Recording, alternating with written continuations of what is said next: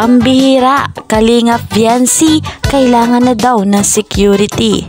OMG, mainit na topic ito at ito ang ating pag-uusapan. Ayan, bago ang lahat, hello pag-ibig, hello sa ating mga subscribers, listeners, viewers, at syempre mga OFW na nasa ibang bansa. Ayan, hello po sa inyo at shout out po kay Rosely Ariglo. Ayan, hello Madam Rosely, shout out po sa inyo. Ayan guys, kung bago po kayo sa aking munting channel, huwag nyo pong kakalimutan, subscribe my channel, like and share, at mag-comment na rin po kayo ng inyong mga salobin.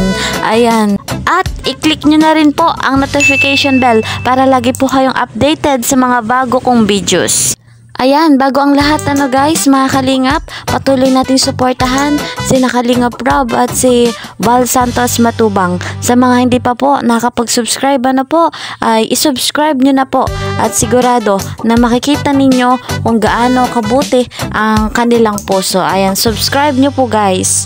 Dito na tayo sa ating topic, pambihira, si Kalingap Viancy, kailangan na daw ng security. Talaga naman, talagang ang daming biyayang dumating sa kanya, mga gold and silver, talagang kailangang ingatan na si Kalingap Viancy. Umulan ng biyaya at pagpapala yung first anniversary ni Viancy sa Kalingap.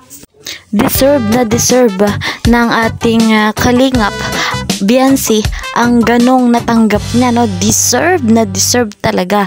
At hindi lang siya ang nakatanggap nung regalo nung mga porsela, singsing at relo. Hindi lang si Viancy, kundi si Dr. Love nakatanggap din ng relo, at si Papa Eds naman ay porselas. O, di ba? Wow na wow, deserve din nila na makatanggap ng ganong regalo. Talagang nakaka-wow, wow na wow. At talagang iingatan dapat si Kalingap Viancy, baka mamaya ay ma-hold up na. Kaya dapat ay kailangan ng security. Ayan. Pero kung tatanungin naman si Viancy, hindi niya naman gustong magkaroon ng security, 'di ba? At ang gusto niya lang masuot 'yon ay kapag may okasyon, nabanggit niya 'yon, kapag may okasyon lamang, at hindi siya mahilig magsuot noon mga natanggap niyang regalo. Pero sobra ang kanyang pasasalamat sa nagbigay sa mga sponsor sa kanyang natanggap. Ayan. Sa kanyang mga natanggap, talagang masasabi na si Kalingap Viancy ay yayamanin na.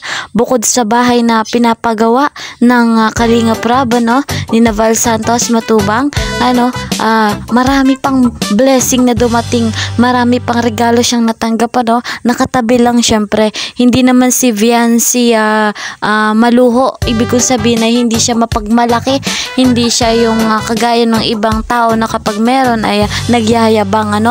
Si Viancy ay down to earth, talagang mabait na bata ito, at talagang yung mga natanggap niya simula nung una pa lang ay deserve niya. Thank you po Tita G. Hindi ko naman po kailangan ng gantong Ayan, napanood natin sobrang pasasalamat ang ating Kalingap Viancy. At sabi niya nga ay hindi niya naman nga kailangan ng gano'n, napaka-humble talaga ng batang ito. Ayan. Okay. Appreciate ko po. Kasi Dr. Love, di niya rin kailangan. O, diba? Na-appreciate ng ating Kalingap Viancy yung ganong regalo, diba? Hindi kagaya sa iba, yung iba pagkatanggap ng regalo, wala na, gamit na, ginagamit na nila. Pero si Kalingap Viancy ay iba. Ayan, mahal natin ang love team na EDC, at kaya patuloy nating suportahan. Gayun din yung ibang love team, ang Danjoy at Jom Carl. Ayan guys, thank you so much for watching, at huwag niyong kakalimutan na magbigay ng inyong mga komento, ng inyong mga salobin.